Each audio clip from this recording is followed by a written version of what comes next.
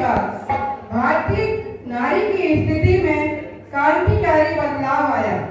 आज की नारी राजनीतिक, सामाजिक और आर्थिक इन सभी क्षेत्रों में आगे बढ़ रही है। पर इन सबकी शुरुआत कब हुई? ये कहानी 19वीं सदी की है, जहां भारत देश कई सामाजिक कृत्य जैसे विधवाओं का शोषण, बाल विवाह, देवदासी, सती प्रथा जैसी प्रथाओं से जकड़ा हुआ था। पुरुष प्रधान संस्कृति में स्त्रियों का पढ़ना लिखना मानो अभिशाप ही था। ऐसे में क्या होगा स्त्री का भविष्य, क्या होगी स्त्री की दशा, वो केवल एक स्त्री ही समझ सकती थी। और यही बदलाव लाने के लिए एक रणरागिनी का जन्म हुआ, जिनका नाम था सावित्रीबाई फुले। चलिए दोस्तों, देखते हैं सावित्रीबाई फुले के जीवन पर आधारित एक लघु नाटिका।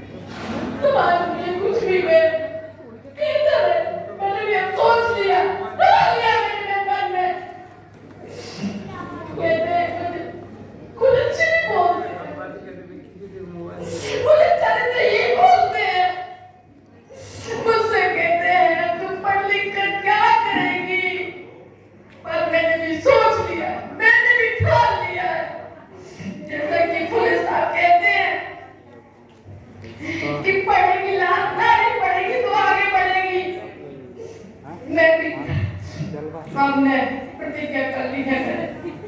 मैं भी सभी को पढ़ाऊंगी और आगे बढ़ाऊंगी। मैंने सोच लिया है। मानव उत्कर्ष की ज्योति जलाए, मन में सुंदर रचना करके आओ ज्ञानी का दीप जलाए, आओ ज्ञानी का दीप जलाए। बहन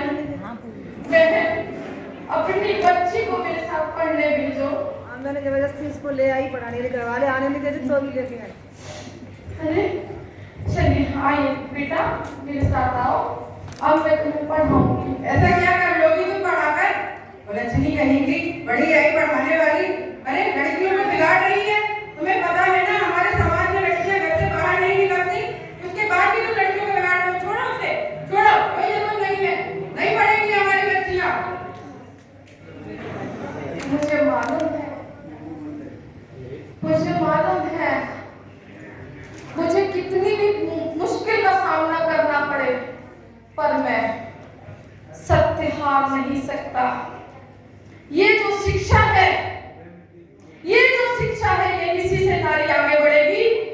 मुझे फुले साहब ने मुझे पढ़ाया है, आगे बढ़ाया है, उससे मेरे को हिम्मत आई है। अब मैं कितनी भी कोशिश करूं, उल्टा कहेगी। चले कोई औरत है घर से बाहर फिरती रहती है, बता सारी औरतों को बिगाड़ने के चक्कर में फिर रही है। अरे बहन, आप शायद नहीं जानती, पढ़ाई में वो शक्ति है जिससे अच्छे से अच्छे जो हमारे समाज में महिलाओं के साथ जाति हो रही है, कुप्रथाएं हो रही है, बाल विवाह हो रहा है, इनके साथ इतनी जो अत्याचार हो रहे हैं, जो समाज के जो कोरोना बने बैठे हैं, उन लोग हमारे साथ जो जाति कर रहे हैं, उन पर हम पढ़ लिख कर आगे बढ़ सकते हैं, हम अपने अधिकारों को पा सकते हैं।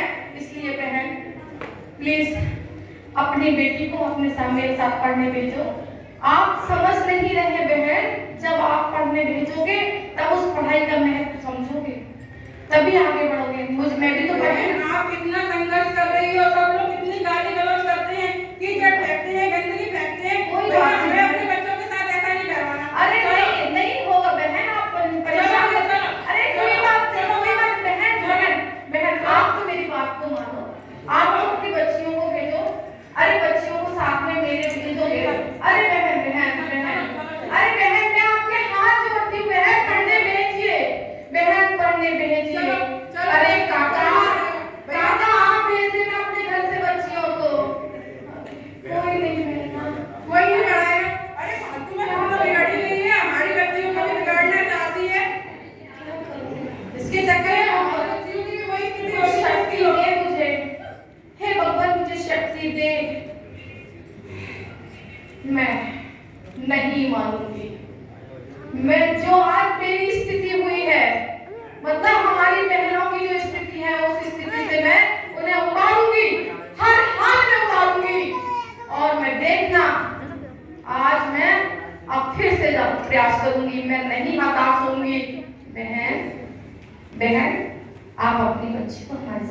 भेजिए।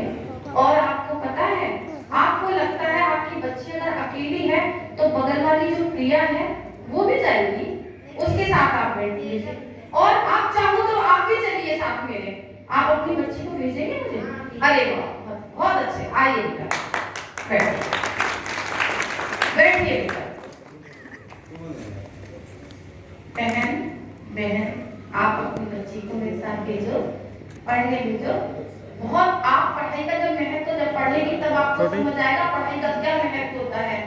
भले ही संघर्ष करना कितना भी पड़ जाए, परंतु देखना इसका परिणाम जब आप देखोगे तो समझ आएगा कि क्या परिणाम होता है। आप अपनी बच्ची को भेज दीजिए, अपनी दोनों बच्चियों को भेजिए। आइए चलिए।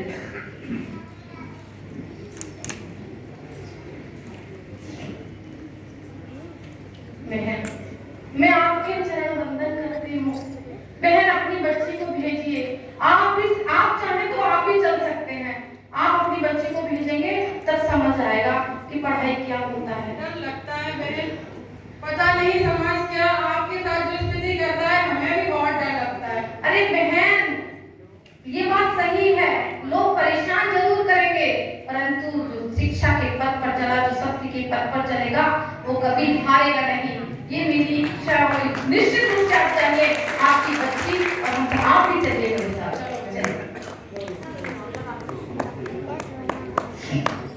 चलिए बहन, आप भी चाहें तो आप भी बैठिए, आप भी पढ़िए। चलिए सभी आप लोग पढ़ेंगे।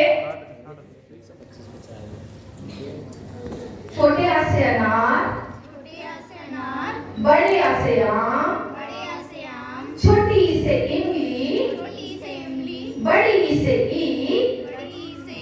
अच्छा एक बात पता है आपको? बोलो आज आनंद का आ, बोलिए आनंद का आ, जान का जा, दीवार की दी, यानी कि आजादी। आजादी किससे पता है? अशिक्षा से।